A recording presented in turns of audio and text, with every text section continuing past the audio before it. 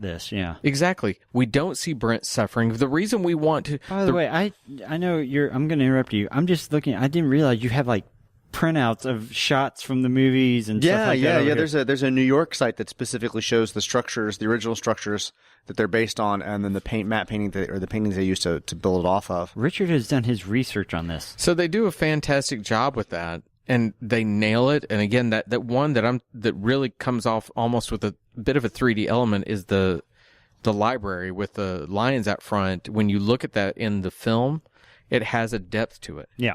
The thing that I will say about, looking at these structures in actual like Google Map photos, currently what they are versus what they're portrayed in the film, a lot of the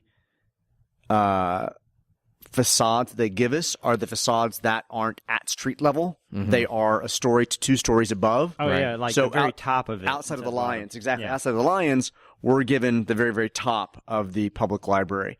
Outside of the doorway and entrances to the New York Stock Exchange, we're given kind of the crown molding at the top of the building. Right. I'm not even sure that would have been, the names were what jumped out of my mind, but I'm not sure just the regular public would also recognize those individual things if it didn't without have the words on them. I did think that was very purposeful. They had 3 locations that had words with them.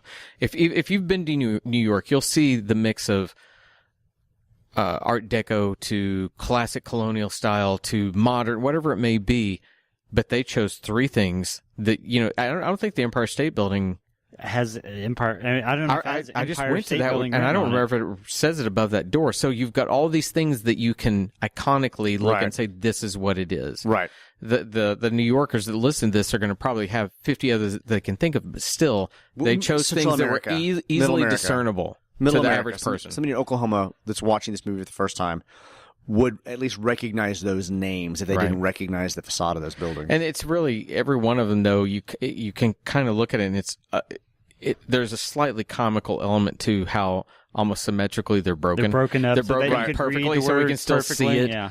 And so it's well done, but at the same time, it's so noticeably chosen. Instead so of you get like it. you don't have like new and then broken off and then stock and then no exchange. So they made sure that you can tell what that building is. I really did just appreciate how there were moments where they just looked small. And that's what I wish they had done with the library, because if you've been to that, those lions they're big.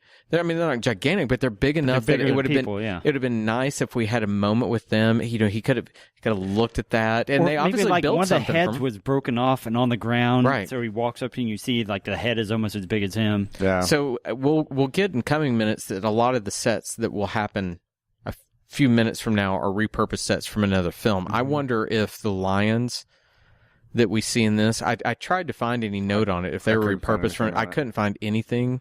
If somebody out there knows it, tweet us something. Let us know what it is, because I did spend probably a good 30, 40 minutes today trying to find that. And I couldn't find anything about it. They're going to tweet us, and it's going to be months from now. We're going to go, what are they tweeting us? I do my best to listen to these and know what's coming.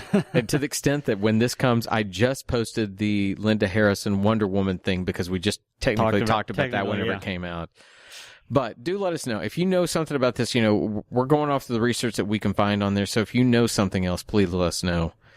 That's it from me. What Minute 54, Richard, you got anything? No, I think I'm good.